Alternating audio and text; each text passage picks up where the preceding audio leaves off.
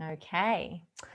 So thank you so much for coming to this talk. So I named this talk Live Your Best Life because I think that this chakra system is very, very dear to me, very close to me. It's given me the life experiences that have been invaluable for like helping me move through change, periods of change.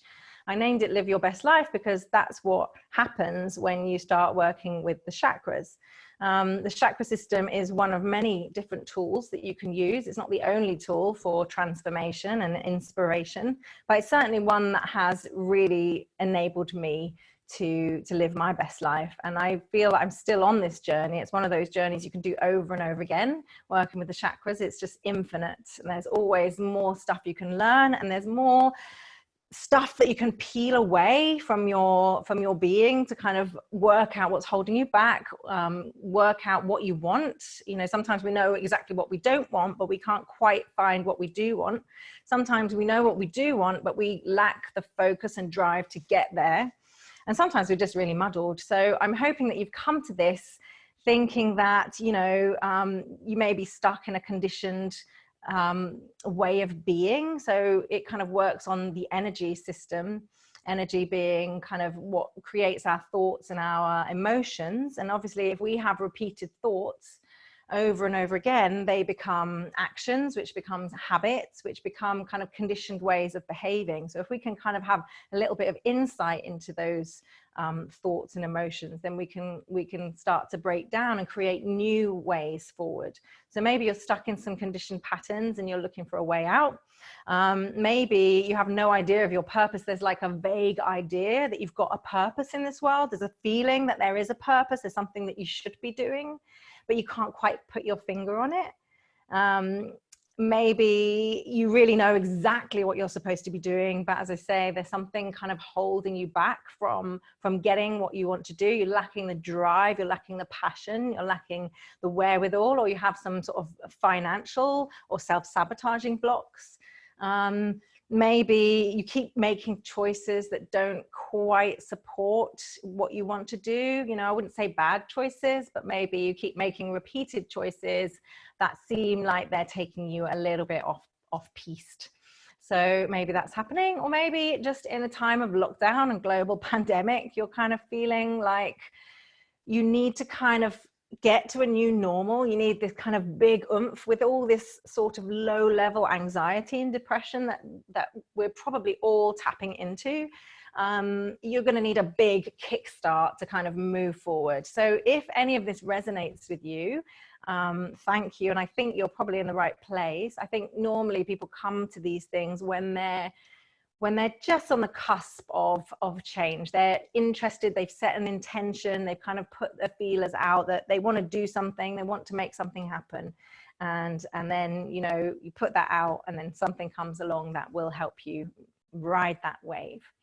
So that's why I've put that together. So this could be a turning point. I really hope that is a turning point. And a chakra journey is just amazing. I've taught this journey for a long time. Since I've been teaching yoga, 20 years, I've been working on the chakras, and you'll hear from my story later how transformational it was. I've taught it together with Reiki courses as a journey that you do alongside your Reiki training. I've taught it alongside yoga teacher training programs. But now I teach it on its own as an online course because I think it's just available and accessible to anyone. We use tools of yoga, we use energy tools, we use vibration, we use meditation. So it's kind of can be accessed to a great amount of people. So let me get my slides up. See if I can do this. 1 second.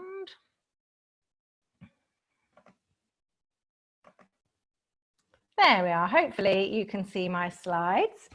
So yeah, here we go. Let's just jump right in because I am aware I could talk for England.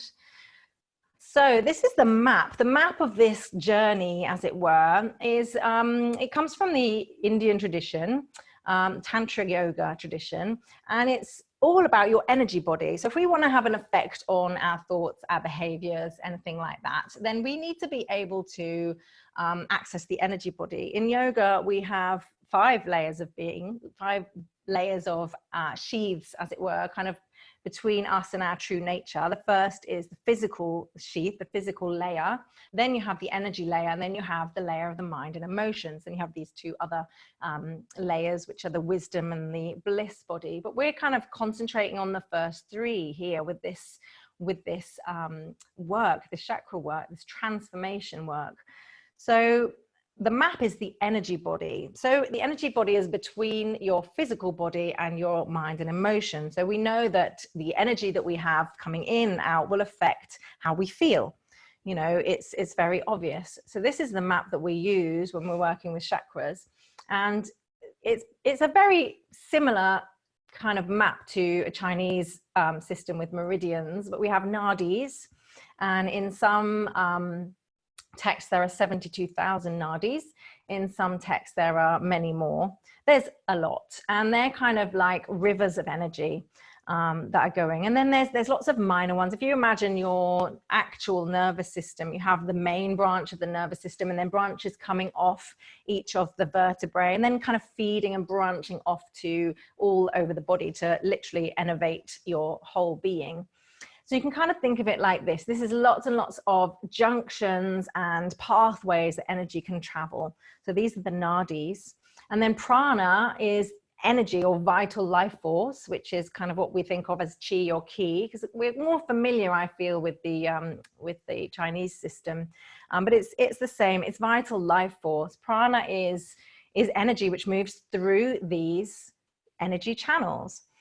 We take energy from our breath. That's the kind of the grossest, kind of densest way we can take in vital life force, through the air we breathe. But we also take it through food, anything that's kind of vibrant and alive, you know, something fresh food, fresh vegetables, things that are kind of come from the sun. Whereas if we don't breathe very deeply, if we eat old stale food, if we kind of live in stale conditions, then we're not having as much prana. So on the grossest level, prana can be felt through the breath. That's why in yoga we do pranayama, breathing practice. But through the most subtle level, prana can be thought. It's intention. It's anywhere where you put your energy, even just an idea, that's prana. So, you know, prana goes where you put your thought and where you put your energy, basically. So that's prana, and it moves through the system. And then you have these junction boxes called the chakras, and there's 7 main ones, but there's lots of minor ones. We have chakras in our palms, we have chakras in the bottoms of our feet, we even have a chakra on the tip of the nose. The palm and the soles of the feet chakras we activate when we practice Reiki, because that's where kind of the main healing comes through our hands, and we kind of ground into the earth through the soles of our feet. So where these main rivers of nadis, the bigger nadis, meet, these are chakras. So there's kind of 50 main rivers of nadis, which kind of correspond to, when we see the pictures of the chakras or the symbols of the chakras, they have petals on them. And these petals represent the number of the main rivers. And if you add up the petals from, you know, chakra 1 to chakra 6, then there's 50. So there's 50 main rivers of energy, and there's also 50 Sanskrit letters in the alphabet. So they kind of correspond also to sound. And there's this whole other story about how sound kind of forms creation. So sound is kind of also element here, but that's another story. So you have these main rivers of nadis, and then there's 3 main ones: the Sushumna nadi, which is your main energy channel, which is kind of equivalent to your spinal cord, your nervous system in the spinal cord. And then you have Ida and Pingala, the right and left sides. They're the 3 main ones, and you have 7 main chakras. And just as an aside, there are little mama points where 2 or 3 nadis meet. So these are the smaller points. But if you've ever done Yoga Nidra with me, where we do the rotation of consciousness, where we start on the 3rd eye, space between the eyebrows, the throat, and then we go shoulder, elbow, wrist, and each of the fingers, and then back up. These are actual mama points. So by placing our attention in deep relaxation on those little junctions where 2 or 3 nadis meet, we actually activate a change in our energy body. So all you need is a little thought. So let's go to this picture. So here you've got the Sanskrit names of the chakras. You don't really need to worry about those. I will be talking about them in their English. But at the bottom, the red, we have Muladhara, which is the root chakra. And then you've got orange and then yellow. And then you've got the green in the middle. And then you have the three higher chakras at the top, the blue, the indigo, and then the lilac at the top. So these are the 7 main chakras. And then on the left-hand side there, you can see Sushumna is that main energy channel coming down the spine. And you've got Ida and Pingala. Ida is the kind of left receptive and Pingala is the right kind of active. They are kind of circling around the chakras until they meet at the third eye. Ajna chakra, there's the third eye. And this is where Ida, Pingala, and Sushumna Nadi meet. And at that point, everything comes together. So these relate and inform the physical body. They don't exist in the physical body, but they relate to, they inform the mind and nervous system and endocrine system. Because if you think about the nervous system and the hormone system, they affect our energy or our moods or our emotions more than anything really. But they all relate to a plexus of nerves, and they all relate to a different gland that releases different hormones. And that's where the crossover comes. So we're kind of putting prana in, we're lifting our energy levels, and this enables energy to start circulating around. And it's not just going from bottom to top. The energy needs to just circulate freely. I mean, for ease of practice, when we work through the chakras, normally we start at the bottom. And I'd say whenever there's a period of change in your life, you'd start at the bottom, you'd go to the root chakra, and it's like rerouting in your new situation. So following a lockdown or in a lockdown, we're all grounded. It's like everyone was like sent to ground. We're all grounded, and we all had to start working on our root chakra because this is a new situation. It's like, I always tell my students, it's like when you go through a new, if you want to reground, you go through a new phase, it's like repotting a plant. You take the plant out and you kind of shake the soil off, and it's really uprooted. It's quite disturbing for those roots, but then you put it in a bigger pot where you give it more room to grow, and then you water it and give it light, and in that bigger pot it will start to thrive. But the process of moving from the smaller pot to the bigger pot is quite traumatic. But if you stayed in the little pot, you would run out of room. So it's like you have to reground and then, you know, give yourself water and sunlight, that kind of equivalent of, you know, the orange chakra and the yellow chakra, and we'll see why in a minute. And then you can kind of start to grow. So you can see here that there's also 3 chakras. There's 3 at the bottom, and then there's 3 at the top. And then right in the center at the heart space is this Anahata heart center. So your 3 lower chakras, they kind of relate to your human existence. They're about survival, they're about sensation, and they're about your power, your human power. So these are very kind of human qualities. And then your 3 higher chakras, your Vishuddha, Ajna, and Sahasrara, they are your throat chakra, your third eye, and your crown. These relate to kind of communication, insight, and liberation, or wholeness, or fulfillment. They're more like your spiritual qualities. And the point with this system is that you are both human and spiritual. There's kind of no getting away from it. If you stay away from all the spiritual stuff because you've been put off by the word, or you were sent to church at the wrong time, in the wrong place, you'll kind of never be able to integrate that natural part. And it's more like, rather than spiritual or religious, it's more about just awakening to your true purpose. It's just being open to spirit, open to kind of things that you don't really understand. So if you always stay in your human things, you'll never be able to actually move forward. And again, if you stay up in the higher spiritual realms, and you don't kind of face the fact that you are a human being with kind of human qualities, then also you tend to kind of do this thing called spiritual bypassing, where you ignore your sort of shadow side, but you project it out. And a lot of things we've been seeing in the yoga community lately, from kind of gurus and organizations going wrong, and lots of abuse, this is happened from that. You know, they've been so intent on the spiritual and moral conduct that they've ignored, you know, the human aspects. So ultimately we have the heart chakra that links the two together. When we work through these chakras, we go from the bottom to the top because it's an easy linear system to go through. But ultimately you need to kind of go up, make sure there's no blockages, and then come and rest in the heart. If you live from the heart space, you can integrate your spiritual and your human kind of qualities. And that's where this movement forward in life can come from. So it's like you're a human being living a spiritual life, but you're also a spiritual being living a human existence.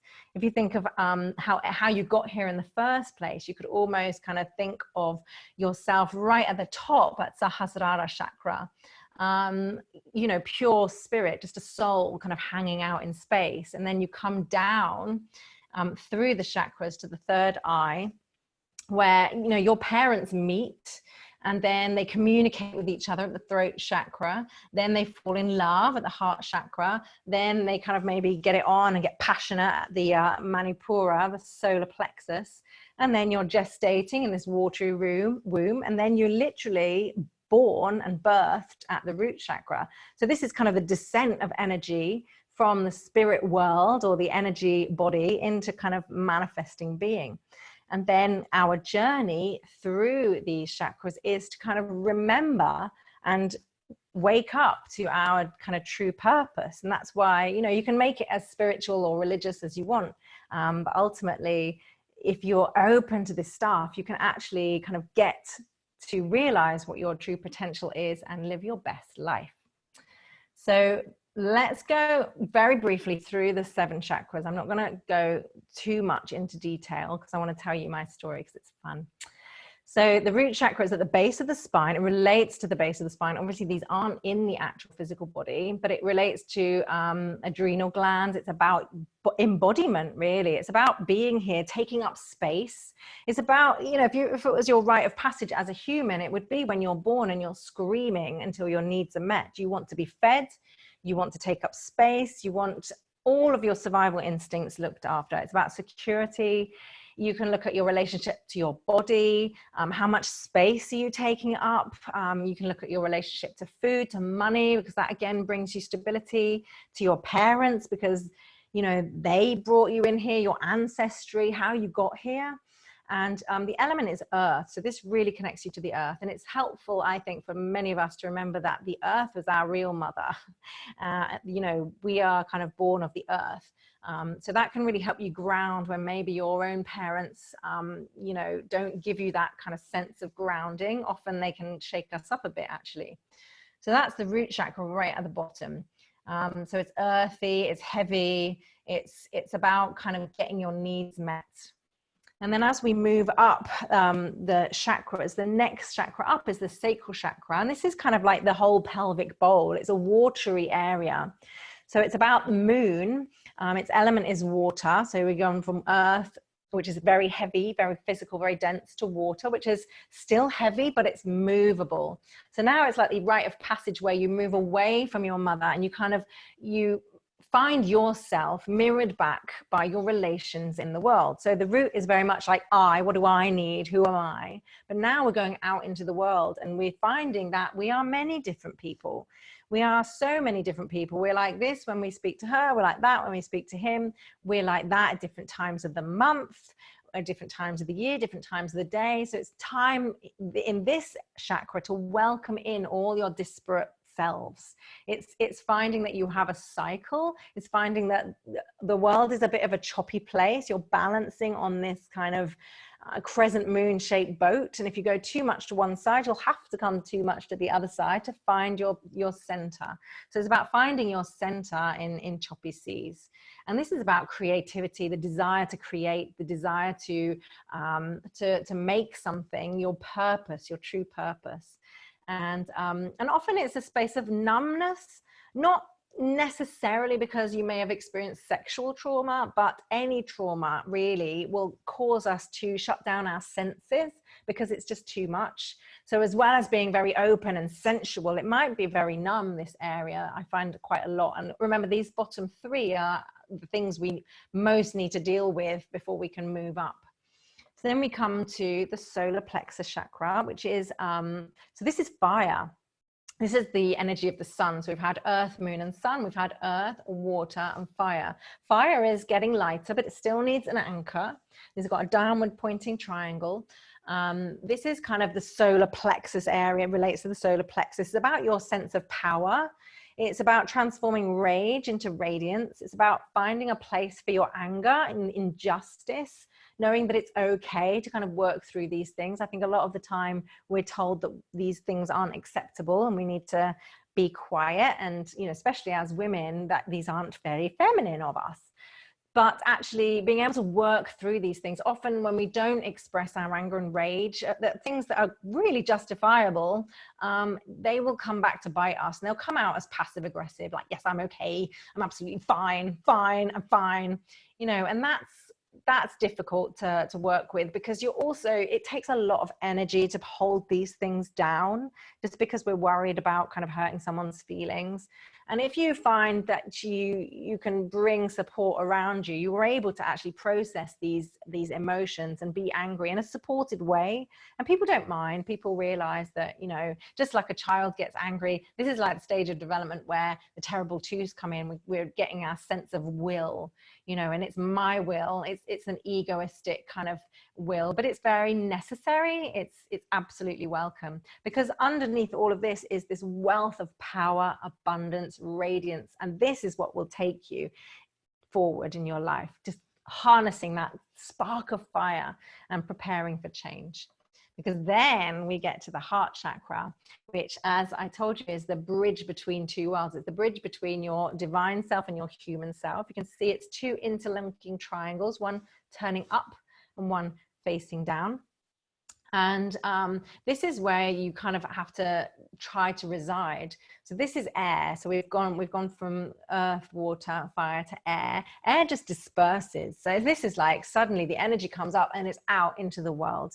It's like the winds of change. This helps you find self-compassion, self-forgiveness. I don't make people try and find forgiveness for others anymore. I find actually it works better if you can kind of learn to forgive yourself. It helps you to find your vocation, your true calling, or your dharma, when your healing of yourself and the healing of others kind of meet, and you can kind of move forward. So very exciting changes there. And then we get to the throat chakra. This is the first of the three higher ones. This is about your intuition, being able to speak also your dreams into being. So we have these ideas, we've gone through all this stuff, we've processed a lot of stuff on our way up to the throat chakra, and now we can start kind of speaking or singing our dreams into being. We start to be able to say, yes, I want to do that. And then, you know, you can actually start with that sound, creating that life for you. And then this is your darshan, your blessing to the world. And then with the third eye, you're able to see clearly what is holding you back from that which you spoke into being. So it's like you can see clearly what is, rather than seeing what you want to be happening. You're able to actually see things as they are. You get very good clarity. You get this ability to kind of move beyond time and space, imagine a situation, and actually just move everything out of the way that's keeping you from getting what you want right there. And then finally at the crown chakra, this is the center of kind of peak experiences. That's kind of realizing that you're fulfilled. You've got this freedom to move in the direction you want. It's very pure spirit, and you feel quite whole and unified. So there, in a nutshell, these things. I'm just going to come out of here if I know how to do it. Stop share. And here I am back in the room. So those are, I mean, this is a very fast and furious way. This is my way of kind of hooking you into the chakras. But I want to tell you my story. Just check the chat there. You're all absolutely brilliant. So my experience of the chakras, oh, thank you, Julie. She says I'm doing okay. So my experience, my journey, I find it fascinating, and it happened to me. So what happened was 20 years ago, I had finished university, and I was in a bit of a pickle. So I was in a relationship that I needed to go through, obviously, for my own well-being, for my own ultimate well-being. At the time, it wasn't doing me very good, but I was addicted to the sensations that were going on in this relationship. There was definitely something that I had to learn from it. I was in a bad way. I'd finished a theology degree with not many prospects, you know, unless I wanted to be a religious studies teacher, and just kind of a bit flailing. And we started to fall out, which was, you know, my pattern of kind of, you know, after a few years of relationship, we were arguing. And I was practicing yoga at that time, and a really good friend of mine bought me a book on the chakras, and it changed my life. So it was a workbook on the chakras, and I decided to spend a month on each chakra. So month one, and it worked like clockwork. Month one, I start working through this book. I start thinking about grounding, kind of, you know, my home. And I was living with this guy, and it was just toxic, absolutely toxic. By the end of month one, I had found the power, which I hadn't found in the previous kind of, you know, 6 months to 2 years that we were together, 6 months we were living together, to move out. Arguably, I moved over the road, but we started untangling our home lives. So I started to ground somewhere else. And that was quite significant because I'd actually started untangling myself. So that was the root chakra. The sacral chakra month, the sacral chakra is about the moon, it's about water, it's about the sea. I realized I could no longer live in the town that he lived in. And I decided that I had to move back to my hometown and get myself stable. Now I'm from Bournemouth. And I went to my parents' house, as you do, and I said to my father, I want to find an affordable place to live overlooking the sea, but it has to be only for 3 months, because during my root chakra month, I'd found that there was this yoga teacher training that I wanted to do, and that started in 3 months' time. So I said, I can only do 3 months. I want it overlooking the sea, and I want to be able to afford it. And he basically said, yeah, good luck with that, because it's just ridiculous. And I took my newspaper. It was the Echo. In the old days, you had to look through the newspaper. And it was literally the first thing, because it started with A, was like a beautiful seaside flat available. And it was only available for 3 months. And my yoga teacher training started on the 2nd of July. This was until the 1st of July. You have to move out by the 1st of July, because it was one of those seaside rentals. So all of July, all of August, I had to be out. So literally within 2 days of moving back to Bournemouth, back in with my parents, you know, like, here I am back again, I had found this flat. It had found me. And I remember watching the moon rise from my apartment, meditating on the beach, doing all this work. So that was fine. We were estranged. We were still together. So then came solar plexus. This was my fiery kind of rage. And all of solar plexus, I remember it so well, because it was kind of Easter, and we fought. We started fighting. I found my voice, and we just started fighting and fighting and fighting. He never kind of did what I wanted him to do. I didn't have any control. You know, I wanted all the control. I wanted the power. I wanted him to care. And we started fighting, and we fought for the whole month. But I was thinking, it's okay, because heart chakra month's coming, and everything will be okay on heart chakra month. And I had tried to finish it with him many times during our journey, and I would succeed in finishing, but then he would come back to me, and I would let him back in. I was addicted to this conditioning path that I was on. This time it came to the heart chakra, and he broke my heart, and he broke it into pieces. He broke it all over the place. I have never been so distraught in my life, but he found the power in him to set me free. So this heart chakra that I thought was going to be, you know, it was going to solve all my problems. The heart, how beautiful it is. It was broken. It was shattered into many, many pieces. And he set me free. And I'm so grateful to him for that moment. He had the power to set me free, because I had tried many times and failed. So that was my heart chakra month, and I cried and cried and cried. And luckily then I went away to do my intensive yoga teacher training, and we moved up then to the throat chakra I was on one of these really intensive, like get up at 5 in the morning, go to bed at 10 o'clock, chant all day, do pranayama, the breathing exercises all day, chant Om. You know, it was so intense, practice yoga, practice meditation. There wasn't a moment where I wasn't living and breathing yoga, especially, you know, singing and chanting all the time. I sang all the time. And also the throat chakra is about, you know, if you're going to be a teacher, you need to clear this area out so that you can actually be a channel for communication. So I spent the whole month, and again, it was exactly the month that I was doing my teacher training. I was in throat chakra mode, preparing to be a teacher. When my training finished, I was on the third eye, and I thought, what am I going home for? I've got nothing to go home for. I'm going to stay on this ashram, and I'm going to meditate. And I was working on the ashram, but spent so long in meditation, just kind of sorting things through, just being in another world. And that was my third eye.